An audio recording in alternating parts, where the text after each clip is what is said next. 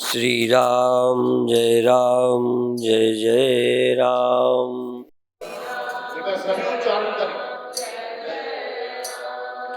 श्री राम जय जय राम।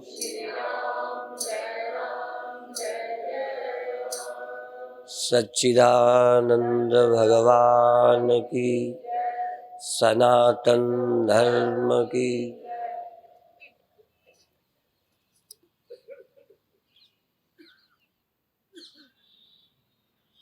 जिस समय हमको अपने होने का ख्याल नहीं होता, उस समय न हम देह हो सकते हैं न हम ब्रह्म हो सकते हैं।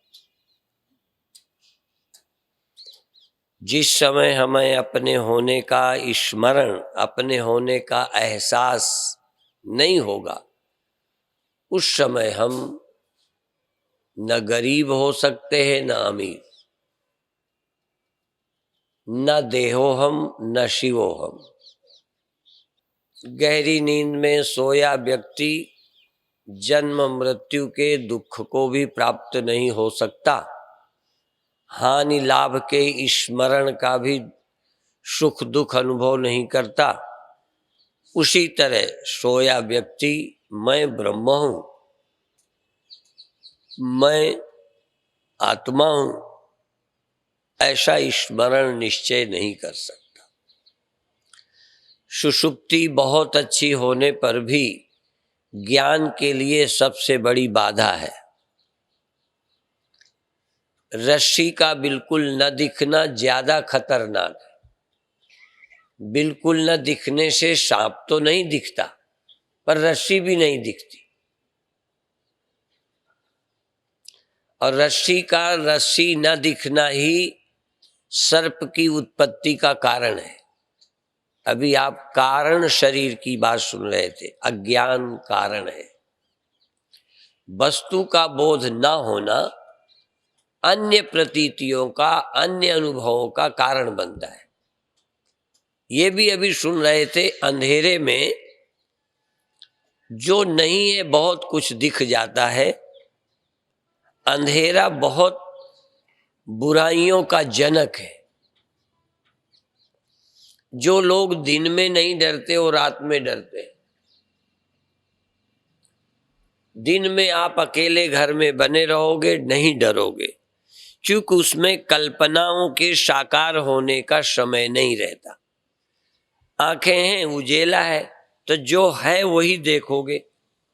वहां भूत कैसे देखोगे, सांप कैसे देखोगे, वहां तो है ही नहीं।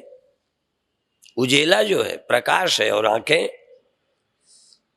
पर अंधेरा हो तो सांप भी आ जाएगा, भूत भी आ जाएगा, दुश्मन भी आ जाएगा, और कई बार तो प्रेमी भी आता अंधेरे में नजर आएगा। नहीं आए, कई को गुरु नजर आते। अंधेरे में बहुत कुछ दिखाई देता है। और ये वेदांती ही एक ऐसे हैं जो खुलेआम कहते हैं इतना जो झंझट दिखाई पड़ रही है अज्ञान के कारण। एक सत्य नहीं दिखाई पड़ता, एक सत्य अनुभव में नहीं आता, इसलिए अनेक सत्य लगते हैं। इसीलिए इसको वेदांती प्रपंच बोलते हैं।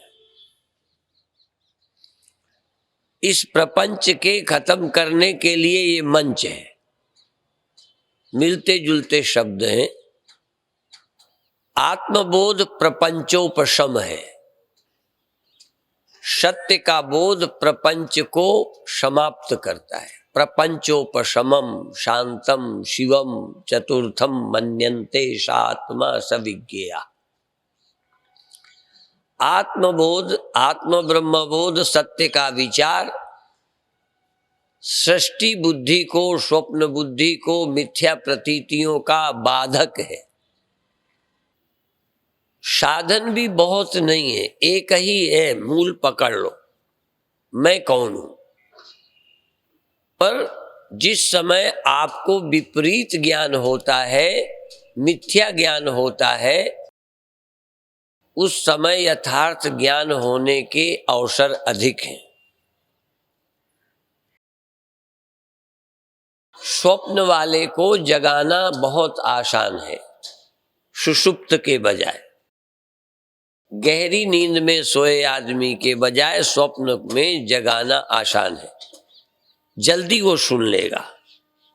इस समय चूंकि आपको कुछ दिख रहा है, कुछ न कुछ तो जानते ही हो, इसलिए जागृत अवस्था में जब तुम्हें अपने होने का चाहे गलत ज्ञान है, विपरीत ज्ञान है, मिथ्या ज्ञान है, प्रमा ज्ञान नहीं है, यथार्थ ज्ञान नहीं है। यथार्थ प्रमा, अयथार्थ प्रमा, मिथ्या ज्ञान, सत्य ज्ञान। तो इस समय आप सुन सकते हो। कामा का व्यक्ति यहां नहीं सुन सकता, सुषुप्त व्यक्ति यहां नहीं सुन सकता। कारणावस्था में प्रवृत्ति निवृत्ति संभव नहीं है। इसलिए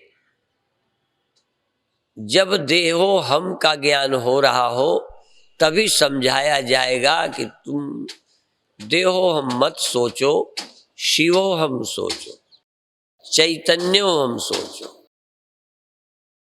आपकी मन बुद्धि अभी इंद्रियों और विषयों से प्रभावित है, बाहर की घटनाओं से प्रभावित है। जन्मते ही जगते ही बाहर के विषय इंद्रियों के द्वारा मन पर इंप्रेशन डालते हैं। ये नियम जैसा है। जब जग जाते हो, होश में आते हो, इंद्रियों के द्वारा सुना, देखा, छुआ, खाया, किया, सुख या दुख देता है और हमारी बुद्धि निर्णय करती है, हाँ बिल्कुल इसमें सुख है, इसमें दुख है, ये दुश्मन है, ये मित्र है, ये अच्छा है, ये बुरा है। और वो निर्णय हमारे सुख और दुख मूल है।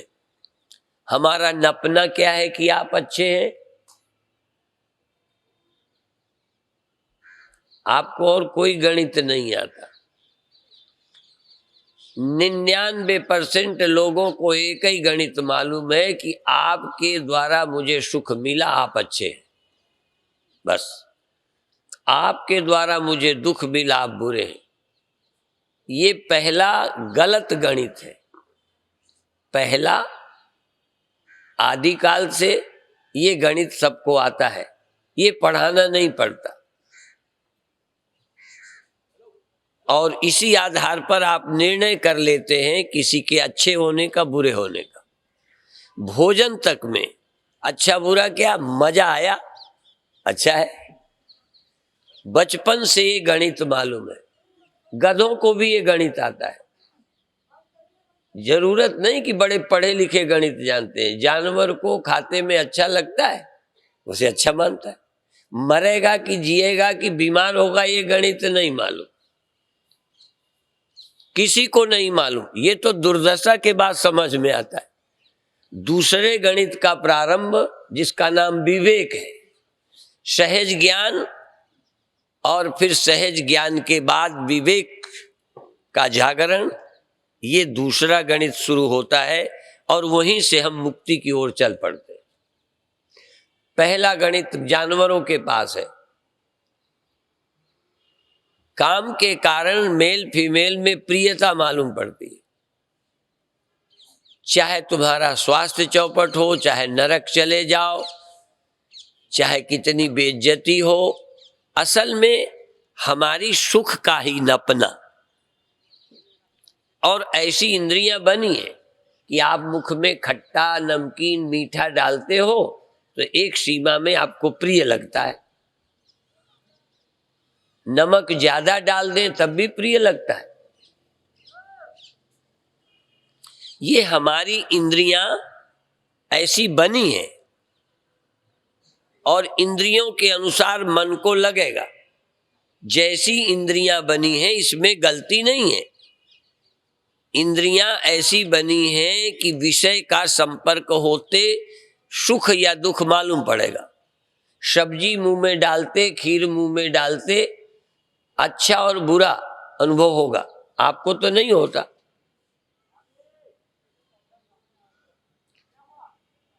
इस रचना में लगते ही मैं निर्णय करूंगा बहुत अच्छा है, आज का भोजन बड़ा स्वादिष्ट है।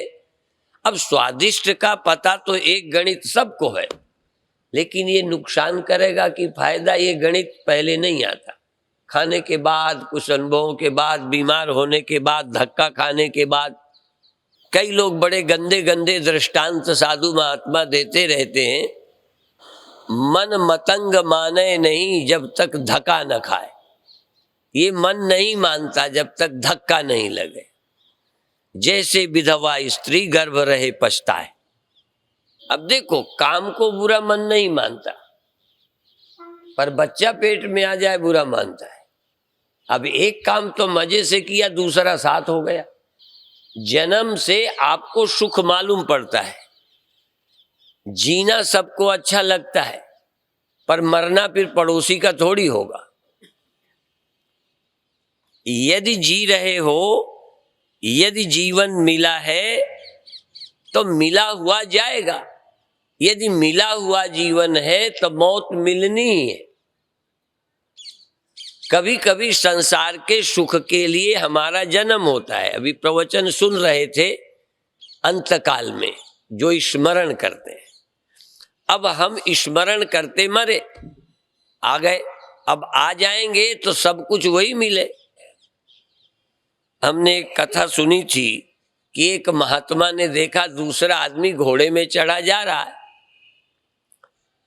इच्छा हुई कि अपने होता तो अपना ये कपड़े लादे, झोली लादे।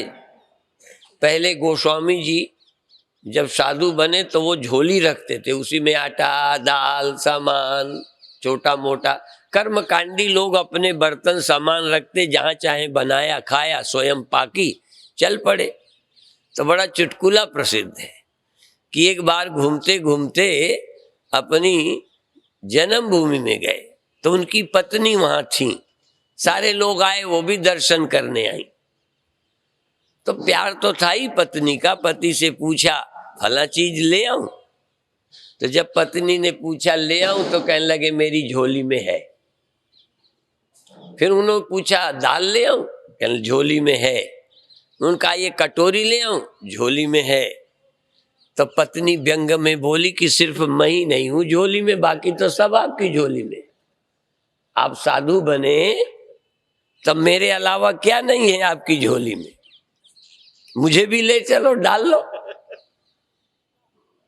पहले तो साधु बनाया ही फटकार के, साधु बनने के बाद भी एक फटकार लगाई, ये झोलियां टांगे फिर रहे हो।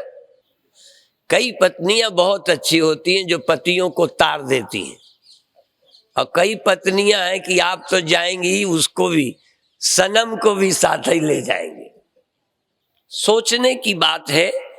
तो जब आप जन्म ले लेंगे, एक काम कर लें तो दूसरा आपको बिना किए होगा।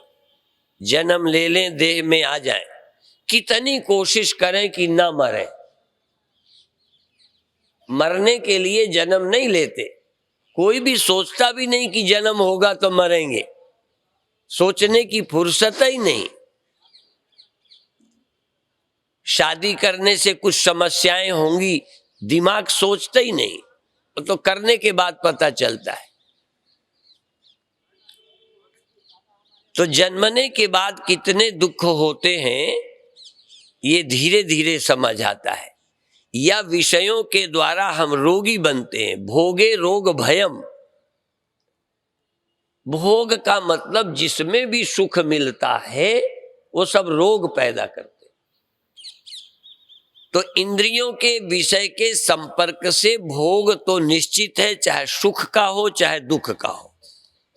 फर्क ये है कि सुख हम भोगना चाहते हैं और इंद्रियों के विषय संपर्क में होता भी है, और दुख भी होता है पर वो हम भोगना नहीं चाहते।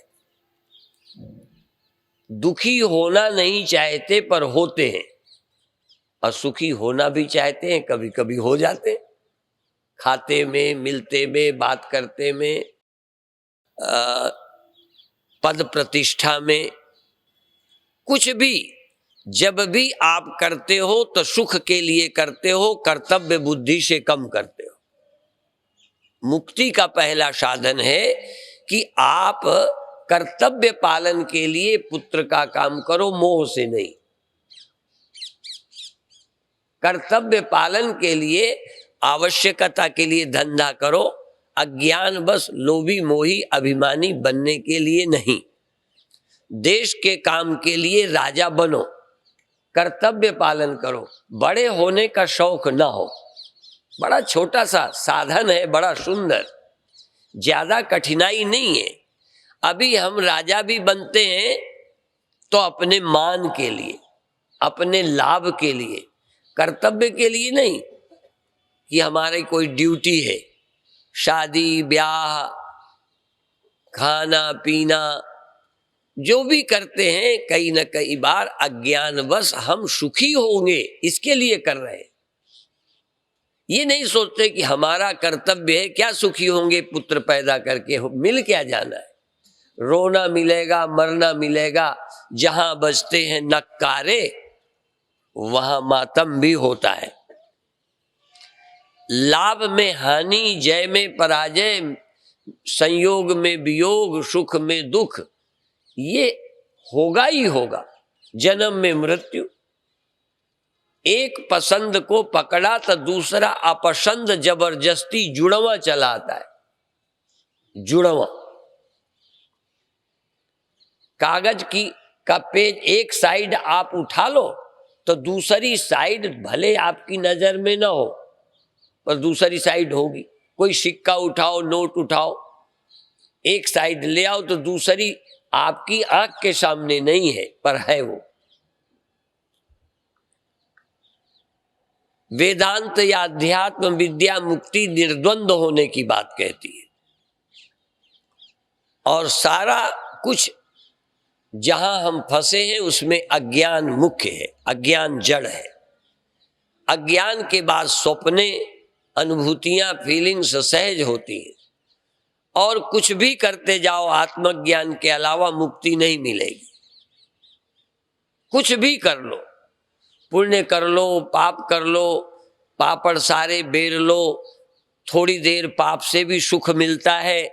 यदि पाप करते में सुख ना होता तो मैं देखो व्यास गद्दी से बोलता हूं, दुनिया में कोई पाप करता ही नहीं। प्रायः पुण्य करते में भविष्य के कारण करते हो, वर्तमान में अच्छा नहीं लगता। रुपया देना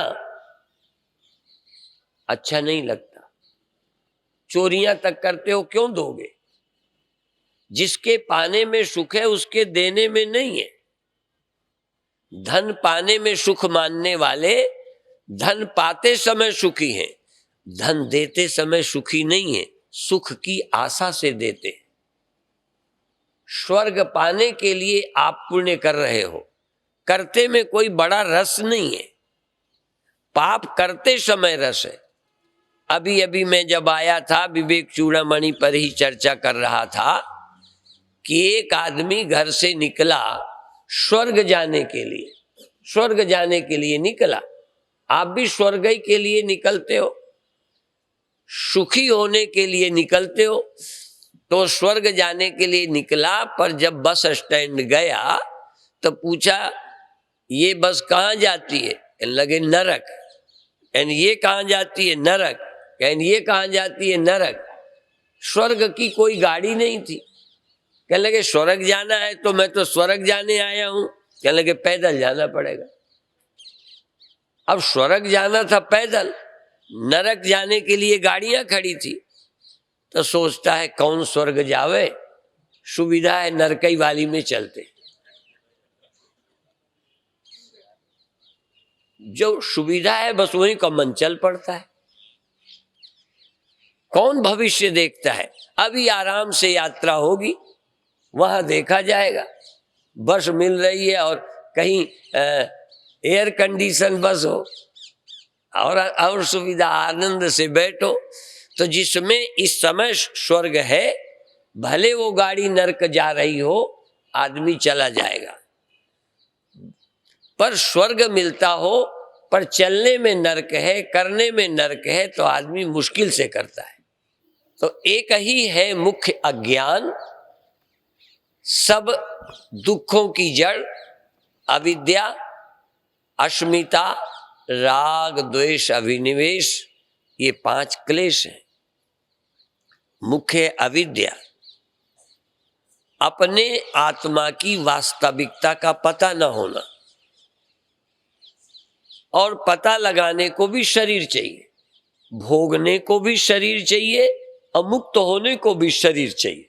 ध्यान रखना, बिना शरीर के न भोग सकते हो और बिना शरीर के न मुक्ति के लिए प्रवचन सुन सकते हो, न ज्ञान को उपलब्ध हो सकते हो। जितनी देर देह में नहीं होगे, निद्रा में होगे, उस समय कोई उपाय नहीं करोगे। इसलिए सुषुप्ति अच्छी होने पर भी मुमुक्षुओं के लिए ठीक नहीं है। अज्ञानता भी बहुत अच्छी है। पशु अज्ञानी है, नासमझ है, ज्यादा दिमाग नहीं है, इसलिए ज्यादा चैन में है। लेकिन दिमाग आने से बेचैनी तो है, पर फिर भी ये बेचैनी कहीं ना कहीं तुम्हें ले जाएगी। शर्मारी करोगे, हो सकता है गलत ही जाओ। पहले बुद्धि आती है तो आदमी गलत रास्ते भी चलता है, पर फिर गलत कब तक चलेगा, फिर रास्ते पर आएगा। नहीं भी गलतियां करे, पर ये चुप नहीं बैठ सकता, आजमाता फिरेगा। एक धंधा नहीं सफल हुआ तो दूसरा धंधा करता है, दूसरा नहीं तो तीसरा करता है। दुकानें बदलेगा, काम बदलेगा, पर निर्धन नहीं न रहना चाहेगा। इसी तरह से आदमी दुखी नहीं रहना चाहता तो सुख के लिए नए नए प्रयोग करता है। तो प्रातः काल एक विषय हमने शुरू किया था ध्यान का, उसी के एक आधे श्लोक आगे भी बढ़ेंगे, पर पहले सुबह की पुष्टि। जब कोई मीटिंग होती है तो पूर्व कार्रवाई की पुष्टि। हाँ, और आज के नए बैठक के प्रस्ताव। तो प्रातः काल ध्यान बताया था कि अपनी चेतना को, अपने ज्ञान को अपने इंद्रियों के गोलक में स्थिर करके विषयों की उपेक्षा करे, अपेक्षा न करे। देखे सुने हुए किए हुए कर्मों का स्मरण न करके पूरी चेतना को अपने देह में लाकर चक्रों में, विशेष करके तो आचार्य शंकर ने कहा अपनी इंद्रियों के गोलकों में, इंद्रियों के स्थानों में ही इंद्रियों को स्थापित करे। विषयों से संबंध न जोड़े, कान से तो जोड़े, आंख से तो जोड़े, पर रूप से नहीं, शब्द से नहीं, विषय से नहीं। और दूसरा, शरीर को स्थिर कर दे। थोड़ी देर शरीर के किसी अंग को परिवर्तित न करे, स्थिर हो जाए, और फिर धीरे से अपने शरीर से अपनी चेतना को शरीर में स्थित न करके या उसकी परवाह न करके उपेक्षा करते हुए अपने चिद भाव में, अपने चैतन्य भाव में आना चाहिए। सावधानी एक रखे, जब भी कोई विषय या आंतरिक या बाह्य आवे तो इतनी जागरूकता लगातार बनाए रखे कि आप के बिना यह प्रकाश का अनुभव हो रहा है या आप हैं। जब कोई लहर पैदा हो पानी में, सावधान कर दो कि जब लहर पैदा हो तो पानी इतना ही प्रश्न कर दे या पूछ ले कि क्या तेरे बिना लहर है? तेरी उपस्थिति के बिना लहर संभव है? तो तेरी उपस्थिति के बिना क्या मन, इच्छा, दुख पैदा हो सकता है? और तुझे तेरे अस्तित्व को लेकर के ही सब है। पहले अपनी अस्थि लेकर, मेरे गुरुदेव के यहाँ कीर्तन गाए जाते थे, वेदांत को सरल भाषा में बनाया हुआ गाने के लिए। पहले अपनी अस्थि लेकर पीछे से आरोप हुआ। मिट्टी को बिना लिए कोई चीज बना दो, बिना सत्य को लिए किसी चीज का निर्माण कर दो। तो आप न हो स्वप्न खड़ा कर दो, आप न हो दुख खड़ा कर दो, आप न हो तुम कुछ करके दिखा दो। तो आप यहां तक मैं मर गया हूं और आप न हो और मर गए हो। जब मर गए हो आप मौजूद ना हो, मर गया सिद्ध हो जाएगा। मर जाने के लिए भी मेरा होना, मर जाने के दुख के लिए, मर जाने के ख्याल को जीवित करने के लिए मैं मर गया हूं, इस ख्याल को जीवंत करने के लिए भी मेरा होना जरूरी है। हम सोच ही नहीं पा रहे, हम तो ख्यालों को ही मैं समझे जा रहे हैं, हम तो स्वप्नों में जिए जा रहे हैं। इसीलिए मेरी एक पुस्तक थी, स्वप्न से सत्य में, अर्थात स्वप्नों से हटो, सत्य में जियो, सृष्टि से ऊपर हटो, परमात्मा में जियो, अनात्मा का त्याग करो, अनात्मा से वृत्ति हटाओ, चित स्वरूप में अपने आप में आ जाओ। या यूं देखो, ये सब कुछ जो भी मालूम होता है ये तुम में ही अध्यस्त है, तुम में कल्पित है, तुम सत्य हो, तुम स्वयं सत्य हो। तुम देह को मैं मानकर सत्य समझ रहे हो, जैसे घड़ा मान के मिट्टी अपने को सत्य समझे, और घड़ा मानकर यदि सत्य है तो मरे। ये मिट्टी को, अपने को घड़ा स्वीकार करना ही जन्म और यही मौत है। यदि वो मिट्टी स्वीकार करे तो न जन्म है न मृत्यु है।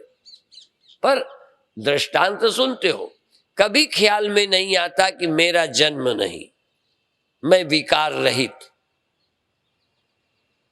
विकार भ्रांति है, जन्म भ्रांति है, मृत्यु भ्रांति है, आवागमन भ्रांति है, सुख दुख भ्रांति है, कर्ता भोक्तापना भ्रांति है। मेरी चैतन्यता मात्र सत्य है। चैतन्यता और चेतनता, सुरति और स्वामी, राधा और स्वामी, शिव और शक्ति, चेतना और चैतन्य, जीव और ब्रह्म, ये एक ही बात है।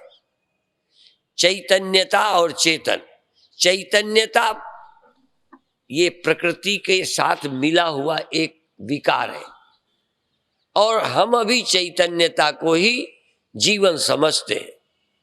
यद्यपि ये चैतन्यता पहले आवश्यक है, तो ये चैतन्यता जागृत में है, सुषुप्ति में लय हो जाती है। यदि ये शुद्ध चेतन होता तो जगना और सोना दोनों संभव नहीं है। सूर्य के प्रकाश में चेंज लाना हमारे हाथ में नहीं है, शीशे के प्रकाश में हिलाना डुलाना संभव है। तो अभी ये जो चिदाभास है, चिदाभास या ये चेतनता है, ये जो सुरति है, ये राधा है, ये शक्ति है, ये चेतन से भिन्न नहीं है। यद्यपि शंकराचार्य कहेंगे न भिन्न है, न अभिन्न है, न भिन्ना भिन्न है, न सावयव है, न निरवयव है, न सावयव निरवयव उभय है, न ये सत्य है न असत्य है, न सत्यासत्य उभय है, मात्र प्रतीति है। सत्य तो एक चैतन्य तत्व है। ये ध्यान करो, ये स्मरण करो। थोड़ा टाइम लगेगा, ज्यादा नहीं लगेगा, थोड़ी सी सावधानी। आपकी आदत पड़ी है, जो कुछ होता है उसी में भटक जाते हो, इसलिए इच्छा वाला विषयी आदमी ध्यान में सफल नहीं हो सकता। ध्यान के लिए हमको निर्विषय चित्त चाहिए, हमें विषय नहीं चाहिए। ये नहीं कि कभी नहीं खाओ, ध्यान के समय खाने की भी याद ना हो। ध्यान के समय हमको किसी विषय की जरूरत ना हो। उस समय जब चित्त निर्विषय हो जाता है, विषय की इच्छा से रहित हो जाता है, उस समय चित्त या चेतनता चैतन्य में लीन हो जाती है। अभी क्या है, हम जब अपने को दृष्टा समझते हैं तो दृष्टा कौन? चेतन ही अंतःकरण से बुद्धि से युक्त हुआ दृष्टा हो जाता है, और ये चेतन ही तमा प्रधानता से दृश्य होकर के दिखाई पड़ता है। ना तो दृश्य को, इस दृश्य पदार्थ को मैं ब्रह्म हूं सोचने का अधिकार नहीं है। जड़ पदार्थ, दृश्य पदार्थ, विषयों को मैं ब्रह्म हूं या मैं विषय हूं, ऐसा सोचने का, स्मरण का अधिकार नहीं है। यह दृष्टा जीव ही अपने को देह आदि मानकर विषयों से संपर्क करता है और यही मोक्ष की इच्छा लेकर इनसे वैराग्य को प्राप्त होकर अपने स्वरूप में स्थित होता है। मैं ब्रह्म हूं, ब्रह्म के सिवा कुछ नहीं है, ये निर्णय का अधिकार भी जीवों को है, जीवों को, ब्रह्म को नहीं। ब्रह्म को निर्णय करना नहीं है, इसलिए ब्रह्म को ना हम सर्वज्ञ मानते हैं ना अल्पज्ञ मानते हैं। वेदांत जो जो सोचते गए, सुनते गए, समझते गए, हम वेदांत पर रीझते चले गए। सच बात है, एक एक चीज इतनी स्पष्ट है, तो सर्वज्ञ ईश्वर है, ब्रह्म नहीं। अल्पज्ञ जीव है, ब्रह्म नहीं। और दोनों ही औपाधिक हैं। चेतन न सर्वज्ञ है न अल्पज्ञ, न ज्ञानी है न अज्ञानी। ज्ञानी अज्ञानी ईश्वर और जीव होते हैं। यह जीव जागृत में ज्ञानी लगने लगता है, सुषुप्ति में अज्ञानी। चैतन्य साक्षी न ज्ञानी है न अज्ञानी। यहां तक मैं साक्षी हूं, ये अभिमान भी जीव में ही है। मैं देह हूं, ये अभिमान भी जीव में है, चिदाभास में है, चेतन में नहीं। इसलिए अपने इस चिदाभास को जो देह से मिला हुआ है, धीरे धीरे ये अपने चिद तत्व में आ जाए, चिद तत्व में। इस चिद तत्व के लिए एतम अच्छिन्नतया, अच्छिन्नया वृत्त्या प्रत्ययांतर शून्यया, इस चेतन चैतन्यता को अन्य प्रत्ययों के बिना, प्रत्यय शून्यता, अन्य प्रतीतियों में न जाकर, इस प्रतीति उस प्रतीति, प्रत्यांतर प्रत्ययांतर, अन्य अन्य, जैसे ये स्वप्न फिर वो स्वप्न, ये कल्पना फिर वो कल्पना, फिर यहाँ फिर वहां, ज्यादातर वो अन्यों में ही घूमता रहता है। जागृत में, स्वप्नों में, ध्यानों में, अन्य में ही घूमता है। यहाँ तक प्रारंभ के ध्यान आदि में भी कभी प्रकाश में घूमता, कभी रंगों में घूमता, कभी देवी देवताओं में घूमता, अन्यों में ही चित्त जाता रहता है। जगत गुरु शंकराचार्य कहते हैं प्रत्ययांतर शून्य। अन्य प्रत्ययों, प्रत्ययों माने प्रतीतियों, अपने अतिरिक्त अन्य किसी प्रतीति पर जोर न दे। यहां तक यदि शून्य हो जाए और कुछ भी न रहे, तो शून्य की प्रतीति पर भी जोर न दे। शून्य भी मेरा ऑब्जेक्ट है। वस्तु की प्रतीति, वस्तु के अभाव की प्रतीति, ये दोनों ही मेरे ज्ञान के विषय है। प्रतीति और अप्रतीति, इन दोनों के साक्षी तो अपने आप के प्रति जागे।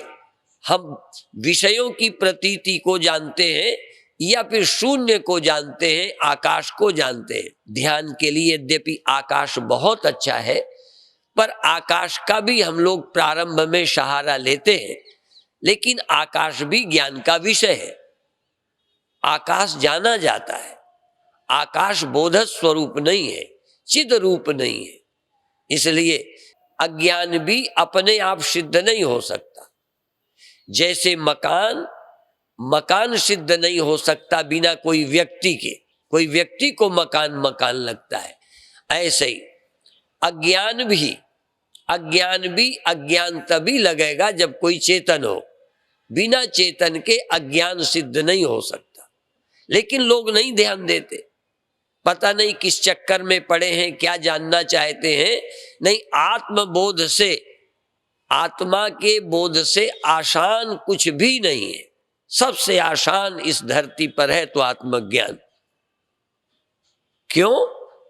क्योंकि और सब प्रतीतियों के लिए इंद्रियां चाहिए, मन चाहिए, और सबकी प्रतीति के लिए मेरे होने से उनकी प्रतीति होगी। वो अपनी प्रतीति में, कोई विषय अपनी प्रतीति में स्वतंत्र नहीं है। स्वप्न अपने होने में स्वतंत्र नहीं है, बिना मेरे नहीं हो सकते। जैसे लहरें पानी के आश्रय के बिना स्वतंत्र नहीं हो सकती। इसी तरह कोई भी प्रतीति स्वतंत्र नहीं है, पर मैं सर्वतंत्र स्वतंत्र हूं। मेरे बिना और की प्रतीति नहीं होती, पर मेरी अनुभूति और के बिना और के समय दोनों हालत में हो सकती है। सिर्फ मुझे ज्ञान की आवश्यकता हो। आप अपने होने के लिए तैयार तो हो, अपने ज्ञान के लिए आपका अंदर से मन बन जाए तो कठिन नहीं है। अभी आप आत्मज्ञान के लिए तैयार नहीं है। आत्मा के अलावा उजेला देखने को तैयार हैं, भगवान देखने को तैयार हैं, इंद्रियों का विषय बनाने को तैयार हैं। बिना इंद्रियों के, बिना मन के जो है उसको जानने के लिए तैयार नहीं। आप मन के द्वारा, इंद्रियों के द्वारा जो जाना जाए उसे जानना चाह रहे हैं, जबकि हमारे उपनिषद आचार्य ये कहते हैं कि वो सबका प्रकाशक है, उससे सब प्रकाशित है, उसको किससे प्रकाशित करोगे? यहां तक इंद्रियों के द्वारा विषय प्रकाशित है, पर इंद्रियां उससे प्रकाशित है, वो और इंद्रियां मन से प्रकाशित है। आप धीरे से लौटे तो एक ही है जो किसी से प्रकाशित नहीं है, वो स्वयं प्रकाश है। एक जो लाइट वगैरह है वो स्वयं प्रकाश नहीं है। लाइट ध्यान में लाइट हुई, वो लाइट है, ये किसको मालूम पड़ेगी?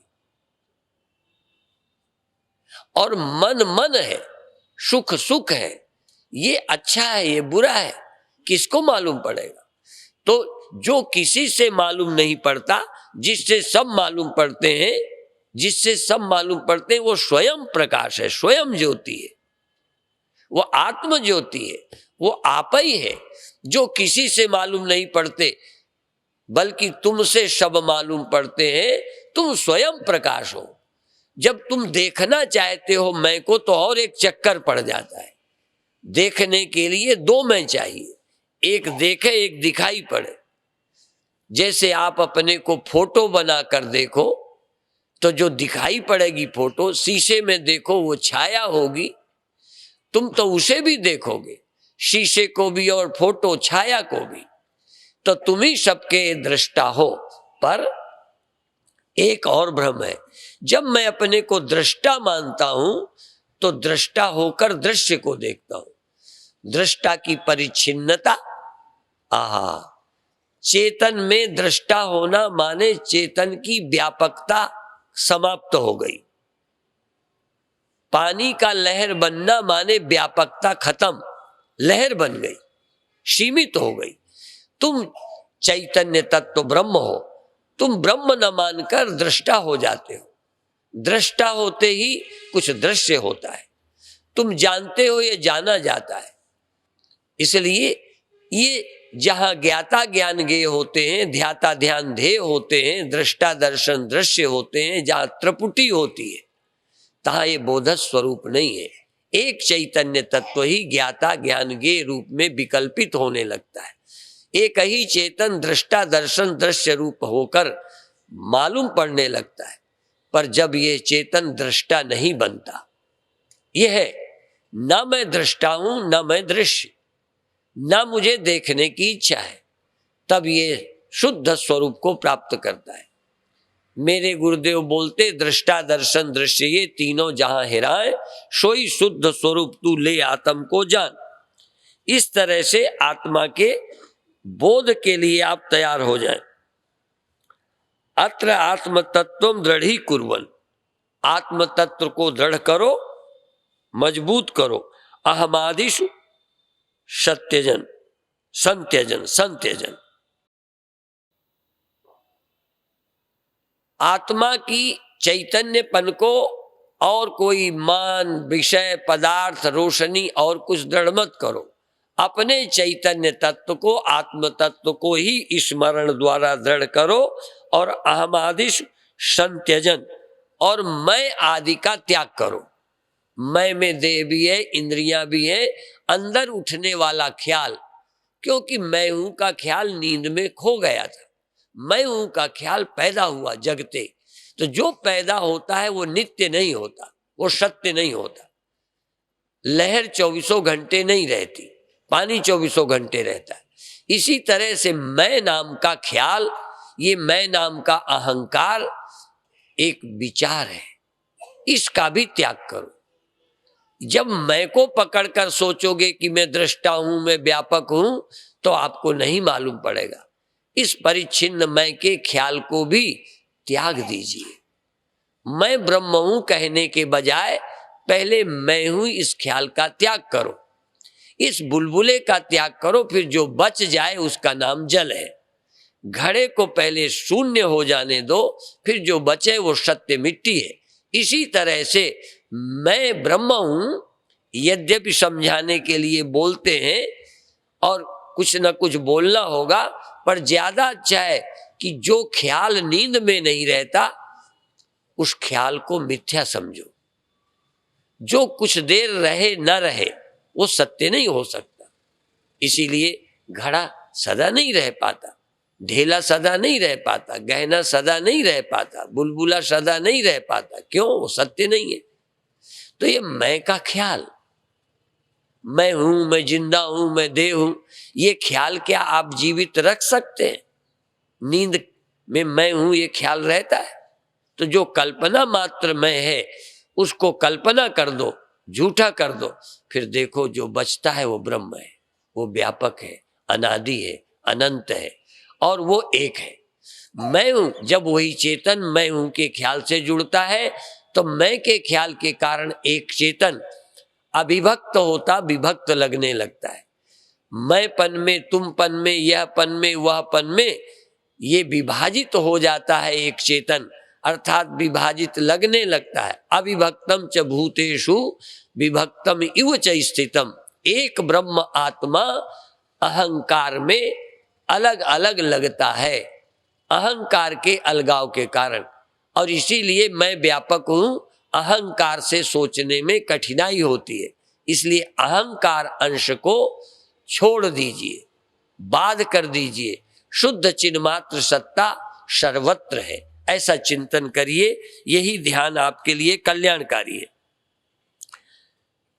विशुद्धम अंतःकरणम स्वरूपे।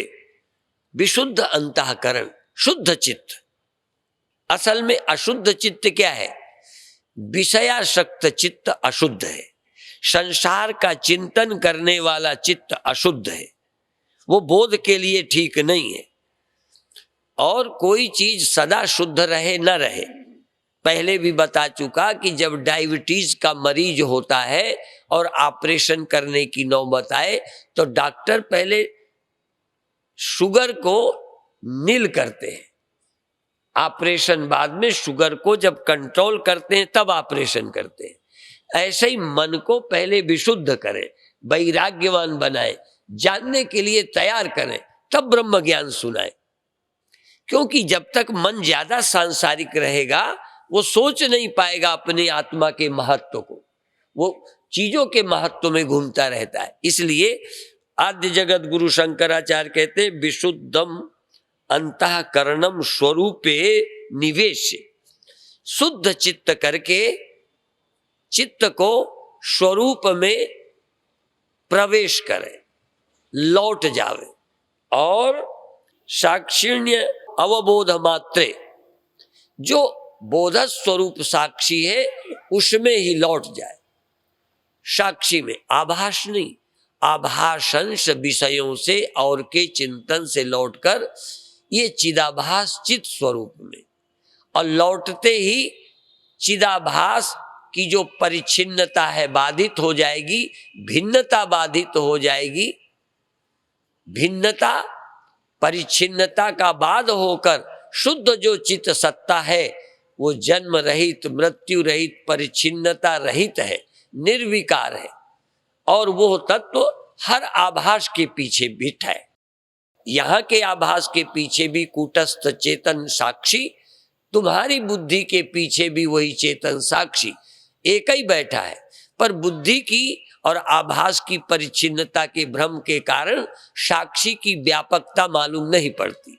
इसलिए आचार्य कह रहे हैं कि शुद्ध चित्त के द्वारा साक्षी जो बोधक स्वरूप है उसमें प्रवेश करे। और शनै शनै, ये बात हमारे लिए बहुत कल्याणकारी है। शनै शनै निश्चलताम उपानयन, धीरे धीरे शनै शनै चित्त बाहर से शांत होता जाएगा, निश्चल होता जाएगा। कभी कभी एक दिन हो जाएगा, दूसरे दिन नहीं होगा, पर बार बार यही सोचो, विषय लक्ष्य नहीं है, संसार लक्ष्य नहीं है, शरीर लक्ष्य नहीं है, इंद्रियां और मन खड़ा करना लक्ष्य नहीं है। पर चाहने पर भी तुरंत मन लीन नहीं होगा, आदत पड़ी हुई है, बाहर के विषयों का प्रभाव पड़ा है। इसलिए शनै शनै कहा कि निश्चलता को प्राप्त होगा। पूर्ण स्वयमेवानु अनुविलोकयेत ततः, फिर धीरे धीरे अंदर जागरूक रहकर, सजग रहकर अपनी चिन्मात्रता का, मन के संकल्पों का, उपरामता का, वैराग्य का अंदर स्मरण करते करते धीरे धीरे अपनी निश्चलता को प्राप्त करे। यही एक परिपूर्णता को देखने का उपाय है। और पहले सबसे मन को हटाए और बाद में अपने स्वरूप को सब में देखे। पहले इंद्रियों से विषयों से, विषयों से इंद्रियों में, इंद्रियों को अपने मन में और मन को विवेक बुद्धि में लाकर शुद्ध चिन्मात्र सत्ता में आवे। पहले तो लौटे और बाद में क्या करे, अपने को ही सर्वत्र देखे। ये दूसरी बात है जो बोध के अनंतर होती है। पहले बोध के लिए निषेध आवश्यक है, बोध के लिए त्याग आवश्यक है। क्योंकि जब तक विषय इंद्रियों का, मन आदि का निषेध नहीं करेंगे, यहाँ तक आभास अंश का बाध और त्याग नहीं करेंगे, तब तक शुद्ध चिन्मात्र सत्ता का बोध नहीं होगा। और इस बोध के बाद फिर यहाँ वहाँ से नहीं हटाना, बल्कि अपनी सत्ता को पहले मकान आदि का निषेध करके शुद्ध मिट्टी को प्राप्त करें, फिर शुद्ध मिट्टी को प्राप्त करके हर मकान, वस्तु, बर्तन में अपनी ही सत्ता को देखे, अपनी सत्ता के अलावा और किसी का दर्शन न करे। अर्थात दृश्य नहीं है ये, मैं ही हूं। ये दृश्य दृश्य नहीं है, ये वस्तु वस्तु नहीं है, मैं ही यहाँ वस्तु रूप से भास रहा हूं। मेरे अलावा अन्य कोई वस्तु सत्य है ही नहीं। इसलिए मन आदि में, संसार में जो भिन्न सत्यत्व मालूम पड़ता था, आत्मबोध के बाद आत्मा से भिन्न वस्तु की कोई सत्ता नहीं है। संसार भी कुछ भी नहीं है, मन कुछ भी नहीं है, मैं ही मैं विद्यमान हूं। अर्थात एक चेतन ही, जैसे एक जल ही सब लहर बुलबुलों के रूप में है, जैसे एक आकाश ही छोटे बड़े घट आदि में, मठ आदि में, मकान आदि में एक ही आकाश व्याप्त है, अलग अलग नहीं। ऐसे एक ही चैतन्य सब अंतःकरणों में विद्यमान है। अब 5 मिनट को अपनी आंखें बंद करके प्रयत्न करें ध्यान का। पहले एक बार अपने आसन को चेंज कर लें, जो हिस्सा जैसा है उसमें थोड़ा सा परिवर्तन कर दें। एक बार शरीर की हर अवस्था को चेंज करें। जो हिस्सा जमीन से सटा है थोड़ा चेंज करें। पैर जैसे रखा है उसे बदल लें। हाथ पैर धड़के सीधाई टेढ़ाई को थोड़ा बदल दें।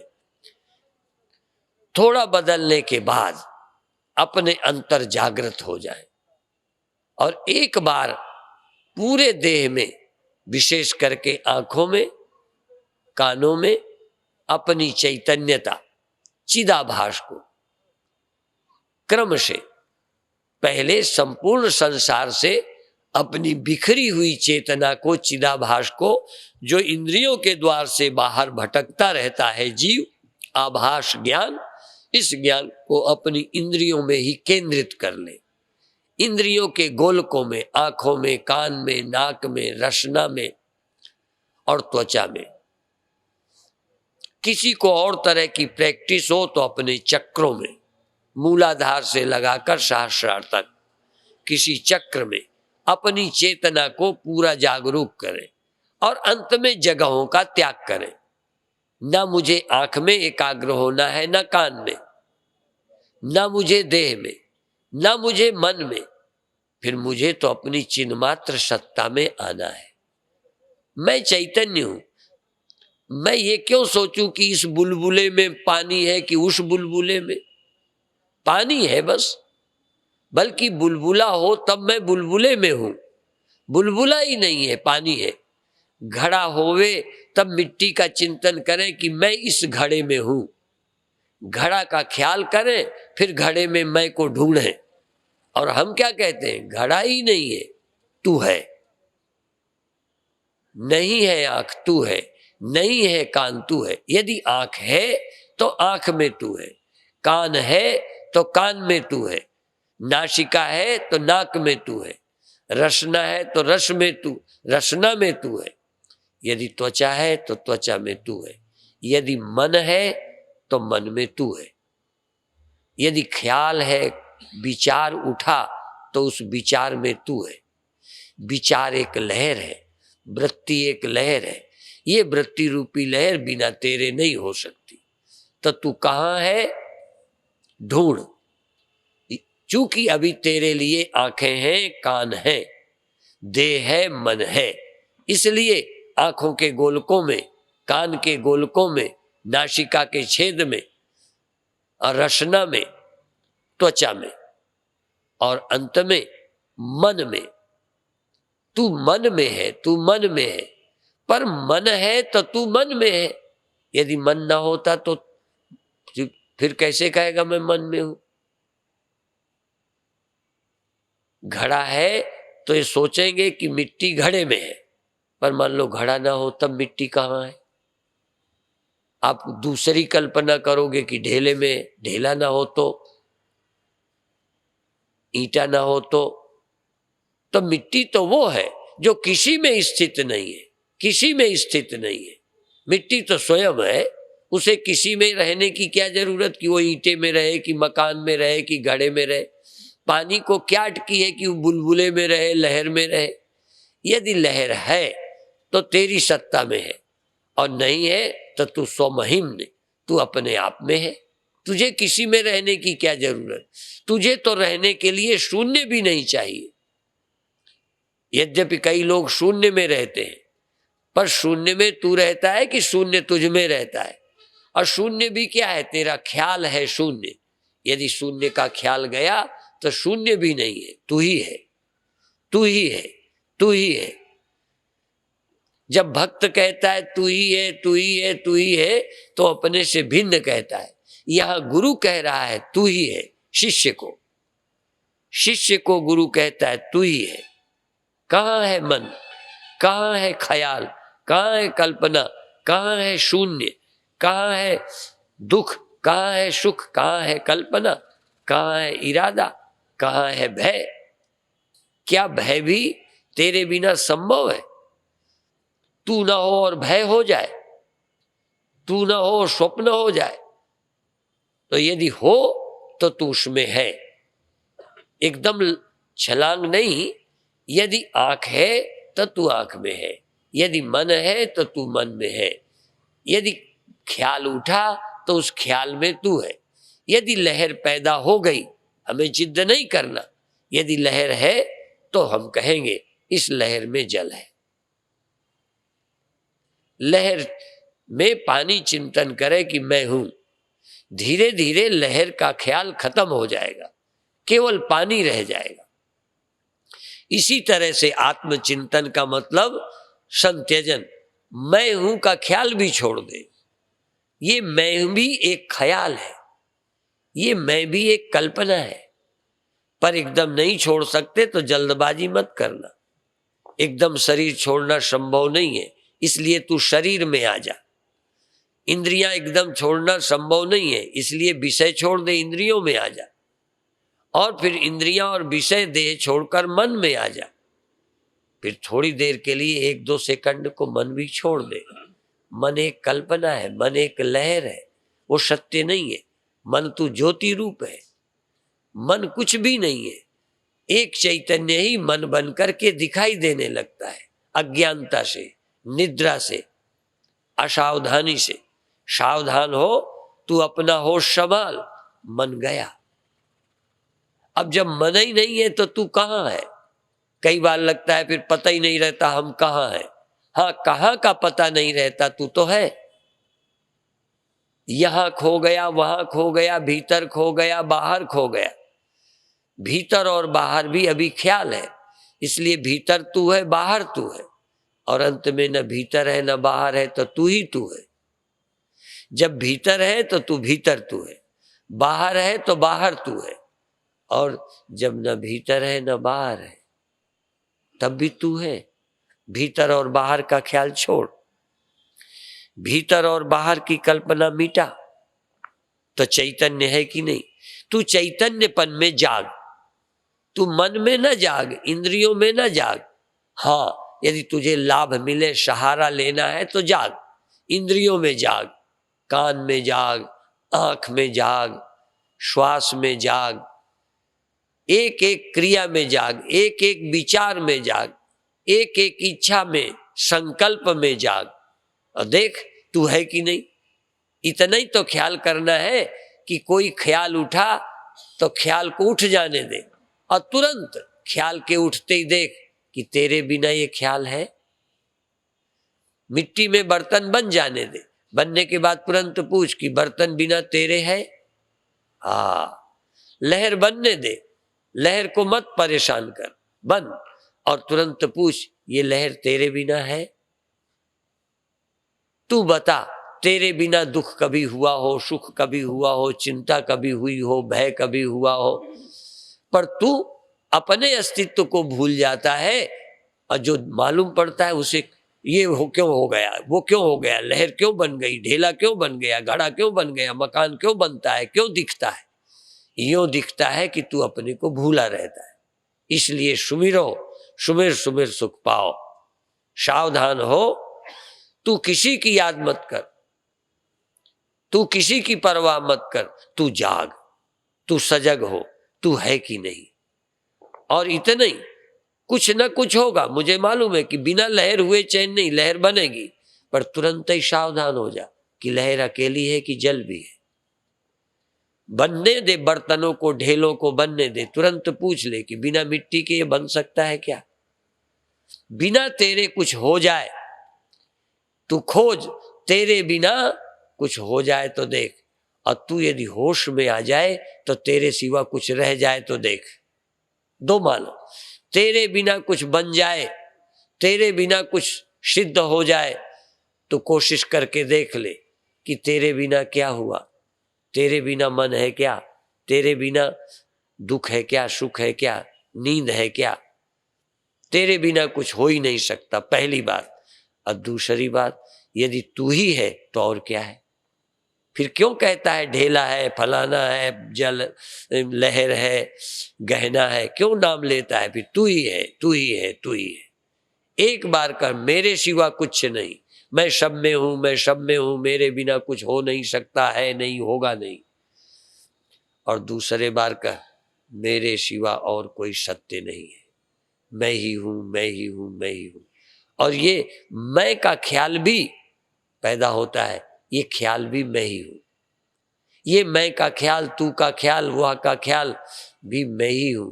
मेरे सिवा मैं और तू का ख्याल भी पैदा नहीं हो सकता। मेरे बिना जीव भाव, ईश्वर भाव कोई पैदा नहीं हो सकते। इसलिए सर्वभावाधिष्ठान हूं मैं, सर्व प्रतीतियों का सार हूं मैं। इसलिए एक बार सबको प्रतीत होने दे, सब कुछ सबको भासने दे, और एक सेकंड कह, सर्वावभाषक सर्व प्रतीतियों का सार मैं हूं।